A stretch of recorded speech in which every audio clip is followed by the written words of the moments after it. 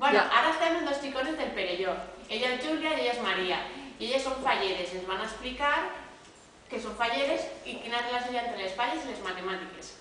Bé, doncs les matemàtiques són molt importants per a les falles perquè a l'hora de fer el monument l'artista faller ha de saber les mides del carrer, on la té que situar, ja que són monuments en 3D, també ha de saber el volum, la longitud, per a poder ficar-la on ells creuen i que es sostinga.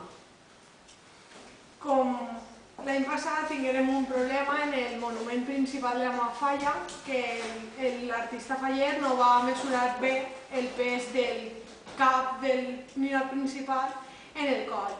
I quan el va muntar, com no quadrava bé, es va caure la falla i ens quedarem sense el ninot principal. A més, va ser el 25 aniversari de la falla.